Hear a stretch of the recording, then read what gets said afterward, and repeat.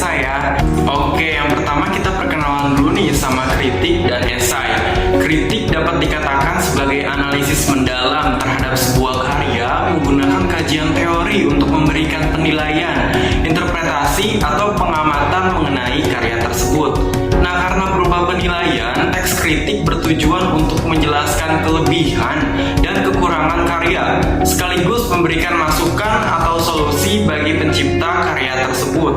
Umumnya karya yang paling banyak dikritik berupa karya seni seperti film, sastra, musik, lukisan, tarian, hingga drama. Nah, sedangkan esai merupakan karangan prosa yang berisi pandangan pribadi penulis mengenai sebuah objek atau fenomena. Jadi teks esai ini tak hanya digunakan untuk membahas objek seperti sebuah karya, melainkan juga dapat digunakan untuk membahas berbagai fenomena seperti bahasa, budaya, politik, agama, dan lain sebagainya. Nah, kita masuk ke perbedaan kritik dan esai.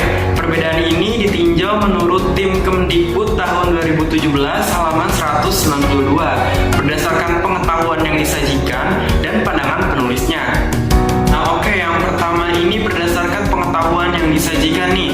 Kritik ini objek kajiannya dapat berupa karya, misalnya cerpen, puisi, seni musik, drama, tari, film, dan lukisan. Sedangkan esai ini objek kajiannya dapat berupa karya, namun kebanyakan berupa fenomena seperti politik, kebijakan baru, fenomena sosial, dan sebagainya. Nah, yang kedua ini kritik itu terdapat deskripsi karya. Misalnya jika karya berwujud buku, maka deskripsinya juga adalah sinopsis. Kalau esai ini tidak memuat deskripsi atau ringkasan karya.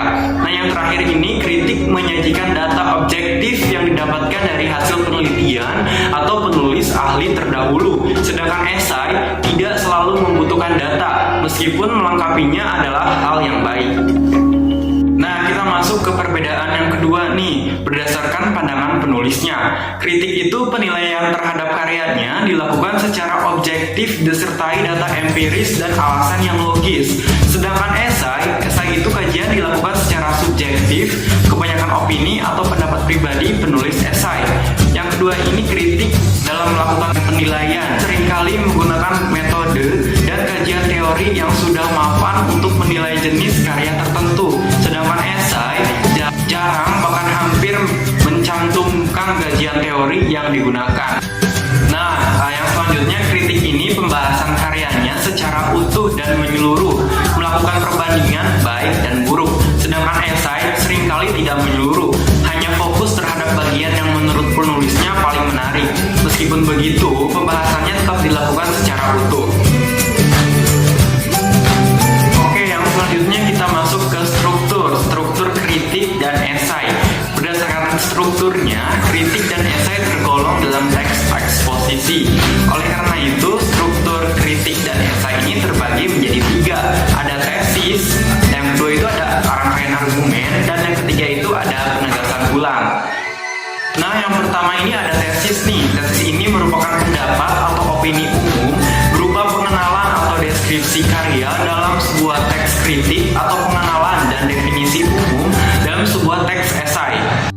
Nah, yang kedua, rangkaian argumen. Rangkaian argumen ini bagian dari teks kritik atau esai yang berisi pendapat penulis sebagai penjelas khusus dari teks umum yang sudah dipaparkan sebelumnya. Dalam teks kritik, bagian ini banyak membuat data, fakta, dan teori yang teruji untuk mendukung argumen penulis. Sementara dalam teks esai, pada bagian ini tidak akan ada banyak fakta atau data karena argumen penulis biasanya masih memiliki hipotesis baru. Dan yang terakhir adalah penegasan ulang. Dalam teks kritik dan esai, penegasan ulang ini merupakan perumusan kembali secara ringkas mengenai tesis dan berbagai argumen yang telah disampaikan penulis pada 2 bagian sebelumnya. Penegasan ulang ini dilakukan untuk menyilangkan kembali antara teks awal dan rangkaian argumen penulis menjadi kesatuan ide utuh yang dapat dicerna oleh baik bagi pembaca. Nah, pada teks kritik, bagian ini juga dapat berisi penilaian akhir dan saran konkret penulis mengenai karya yang dibahasnya. Sementara dalam teks esai, biasanya pada bagian ini akan memuat solusi alternatif alternatif yang dapat menyelesaikan permasalahan yang dibahas. Oke, kita masuk ke kaidah kebahasaan kritik dan esai. Yang pertama, menggunakan pernyataan-pernyataan persuasif. Misalnya dalam kritik kamu akan menemukan kalimat seperti ini. Bukankah sebaiknya alur linear lebih baik digunakan dalam cerita seperti ini? Sementara dalam esai contohnya itu adalah lebih baik mencegah daripada mengobati. Nah, yang kedua, ada banyak menyisipkan pernyataan berupa fakta untuk mendukung dan membuktikan kebenaran argumentasi penulis. Biasanya penulis akan mengutip pendapat ahli atau mencantumkan data resmi dari penelitian yang berkaitan dengan topik yang dibahasnya. Misalnya dalam kritik sastra, penulis mengutip ahli filsafat dalam analisisnya, atau dalam teks esai, penulis mengutip data yang dihimpun oleh pihak berwenang mengenai kondisi COVID-19 saat ini di Indonesia. Halo teman-teman semua, perkenalkan nama saya Reza Mutia. Jadi untuk materi selanjutnya saya akan menjelaskan mengenai bagaimana sih langkah dalam menyusun sebuah kritik.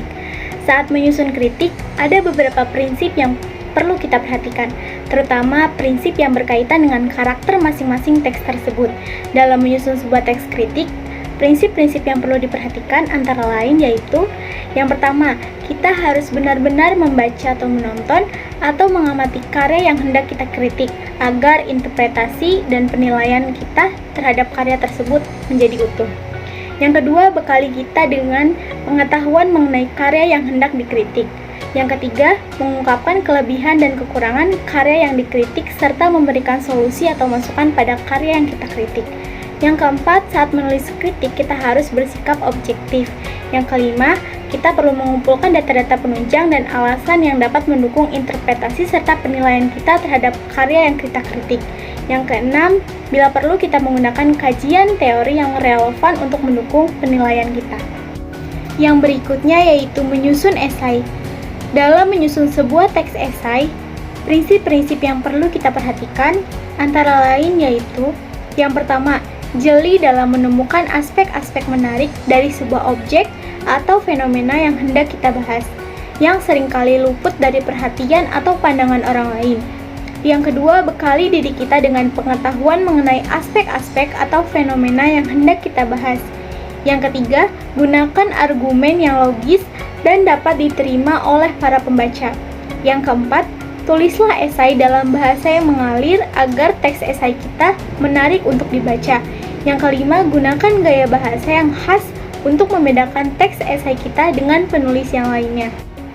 Berikutnya yaitu mengkonstruksi sebuah kritik. Dalam menulis kritik, hal pertama yang harus dilakukan adalah dengan membaca dan menikmati sepenuhnya karya yang akan dikritik terlebih dahulu. Lalu dapat dilanjutkan dengan beberapa langkah antara lain. Yang pertama, datalah identitas karya, judul, penulis, penerbit, tahun terbit, jumlah halaman, dan sebagainya. Yang kedua, buatlah deskripsi singkat mengenai karya tersebut, terutama pada bagian yang paling banyak dinilai.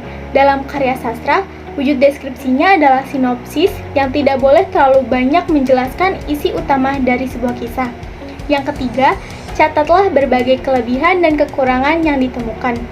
Yang keempat, berdasarkan data kelebihan dan kekurangan yang telah ditemukan, buatlah paragraf sederhana untuk mengungkapkannya secara jelas. Yang kelima, buat semua unsur struktur kritik, yakni tesis, rangkaian argumentasi, dan penegasan ulang. Ubah paragraf sederhana di atas menjadi salah satu rangkaian argumentasi. Lengkapi argumentasi dengan paragraf lain yang menyokong atau menguatkannya, termasuk kutipan ahli atau data dari penelitian dan lembaga yang relevan. Dalam proses ini, setidaknya buat satu kalimat untuk mengisi unsur tesis dan penegasan ulang. Yang keenam, lengkapi semua struktur kritik yang dibutuhkan, termasuk tesis, argumentasi, dan penegasan ulang. Yang ketujuh, lakukan edit untuk memperbaiki berbagai penulisan serta kaidah kebahasaan yang benar. Lalu yang terakhir ada mengkonstruksi esai. Berbeda dengan kritik, esai kebanyakan tidak mengulas atau mengkritik sebuah karya. Biasanya hal yang diulas adalah fenomena tertentu seperti fenomena bahasa, situasi politik, keadaan sosial, dan sebagainya. Langkah-langkah dalam mengkonstruksi esai yang pertama, amatilah fenomena yang terjadi di lingkungan tempat tinggal kita, atau di koran, internet, majalah, atau televisi, mengenai masalah yang sedang hangat dibicarakan. Yang kedua, tentukanlah satu bagian dari fenomena tersebut yang paling menarik perhatian. Pastikan kita memiliki bekal pengetahuan yang cukup tentang hal tersebut. Artinya, lakukanlah riset atau observasi sehingga memperkaya literasi dalam masalah yang akan kita bahas. Yang ketiga, buatlah pandangan pribadi mengenai topik tersebut. Yang keempat, siapkan argumen untuk mendukung pernyataan pribadi kita. Yang kelima, tulislah sebuah esai berdasarkan hal yang telah disiapkan sebelumnya. Jangan ragu untuk menggunakan gaya bahasa kita sendiri.